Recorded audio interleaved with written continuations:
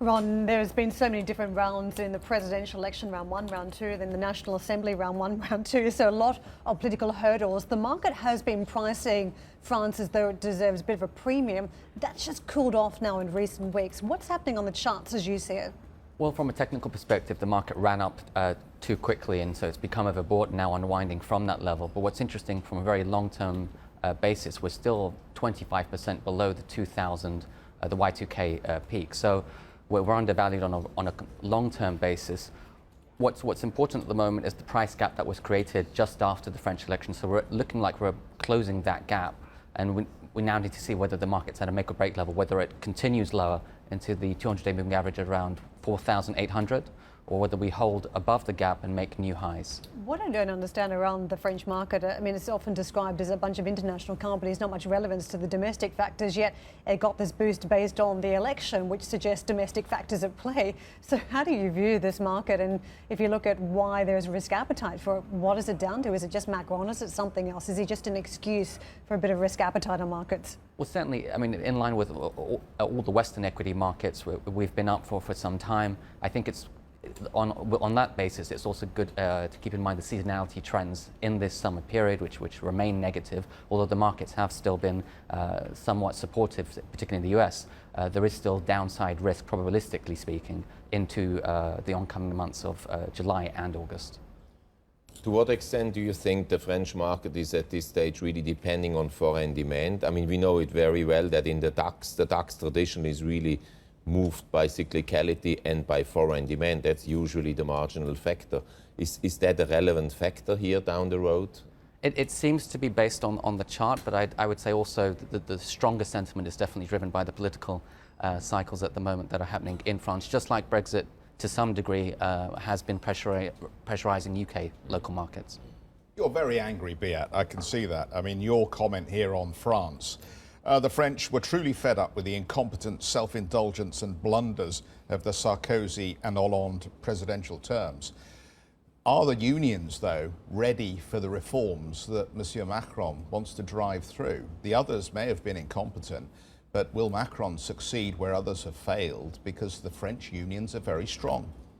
Well, they are very strong traditionally. They are also very militant traditionally, and they are far away from the German economic model of having a productive relationship. But that's a starting point. It's, you know, the political situation right now is as good as it gets. I remember very well 6 months ago, people were obsessed by nationalism and populism and by Marine Le Pen. Fact of life is Macron has been elected on a very clear pro-European, pro-growth, pro-reform platform, and he got a sweeping majority in parliament. So it's as good as it gets. And expectations are so low, and that is what this matters. Expectations are so low, you know, that he will deliver. He will deliver. Yes, I'm convinced, step by step. Will it be easy in terms of labor market reform? No, certainly not. But it will be, you know, better if sentiment around France and in France is improving, and it's about selling hope. You cannot run election campaigns on, you know, you could lose this, you could lose that. We have seen all the people who have done that. We'll talk about running on hope. What about the euro against the dollar here?